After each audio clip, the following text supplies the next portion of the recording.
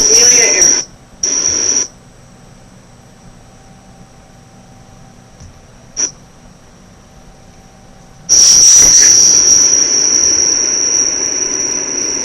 So a little bit of background information about me. Growing up, I was kind of a tomboy, but I really admired and respected women who were making it in a man's world. I had scrapbooks that just were articles and pictures of all these successful women.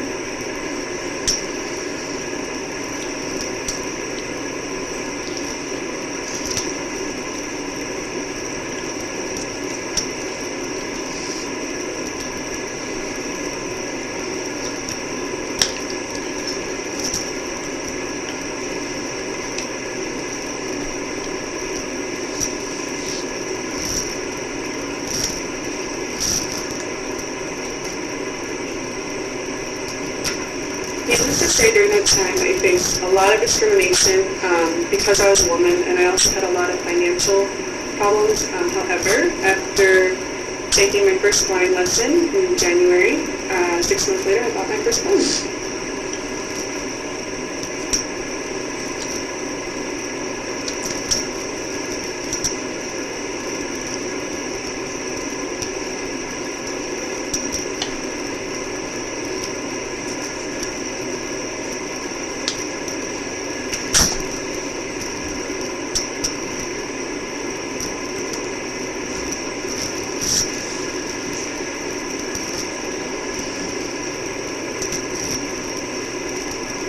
So I named my plane Canary because it was this bright yellow, it was secondhand, and it was just a simple little two-seater. However, I did set my first record with it.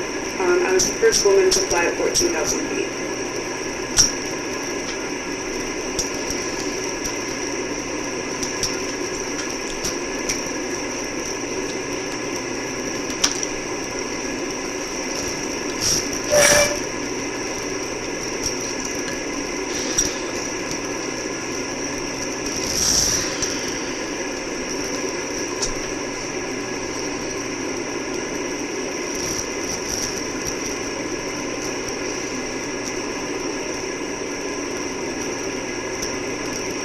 So one day, I was at work, and I got a phone call, and this man asked me, "Hey, you want to fly the Atlantic?" And I thought it was just a big joke, someone was, messing with me. But after I got some credentials from the guy, I realized, no, it's serious.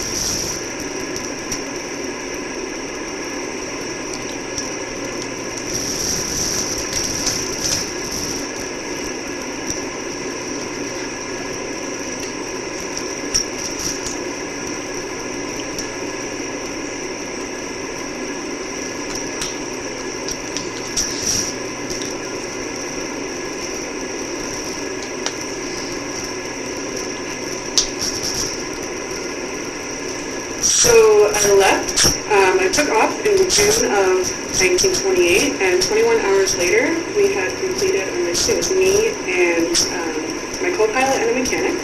And when we arrived, we were greeted with a parade, and it made headlines, and it was this huge deal.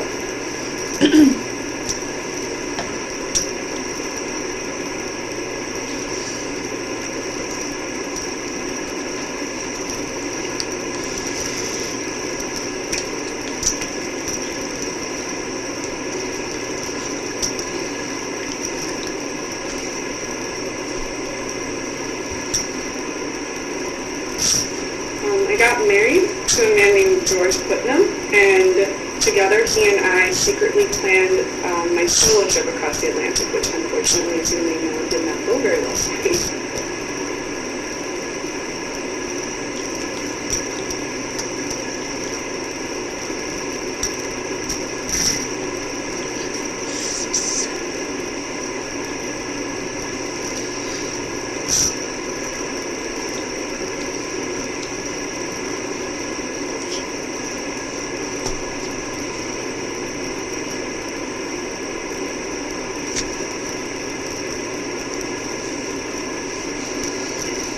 So we took off May 20th of 1932, and even though the forecast was for favorable weather conditions, it was actually strong winds and icy conditions and a lot of rain. We had mechanical problems.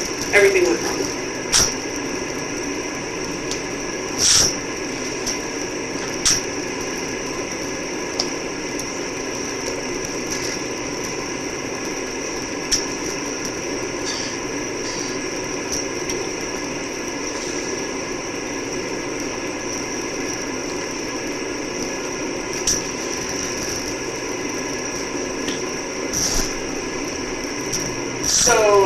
Also on top of that, inaccurate maps made navigation very difficult, and we had to get to this island called Howland Island, and it's very, very small. It's only about 1.5 miles wide, and then this way it's about 1 mile. But there were 2 ships on the side that had every light lit so we could see it.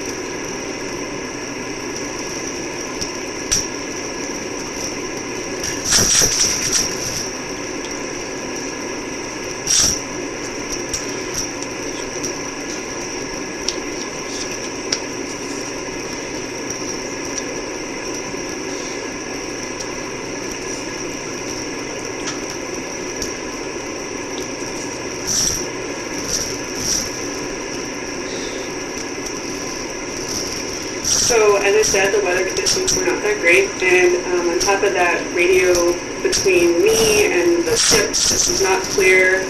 They couldn't hear me, or they could hear me, but I could not hear them.